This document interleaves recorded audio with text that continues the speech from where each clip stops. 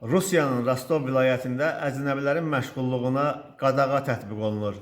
Rostov vilayətinin regional qubernatoru Yuli Sulyusar bununla bağlı fərman imzalayıb. Fərmana əsasən 1 aprel 2026-cı il tarixindən etibarən xarici vətəndaşlara kuryer və satıcı kimi işləmək qadağan olunacaq. Sənəd miqrant işçilərə quru və boru kəməri nəqliyyatında, post şöbələrində və kuryer xidmətlərində, eləcə də qida, içki və tütün məhsullarının pərakəndə ticarətində işləməyi qadağan edir. İşə götürənlərə işçilərini yeni tələblərə uyğunlaşdırmaq və bu vəzifələri tutan əcnəbiləri işdən çıxarmaq üçün 3 ay vaxt verilib.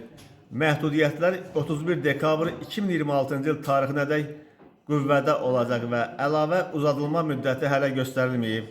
Qeyd olunur ki, regionda əvvəllər fitness klublarında və qiymətli metallar sənayesində miqrant işçilərə məhdudiyyət var idi. Bundan əlavə 1 yanvar 2026-cı il tarixindən etibarən Rostov vilayətində əcnəbi işçilər üçün patentlərin dəyəri regional əmsalının artırılması ilə çoxaldılıb.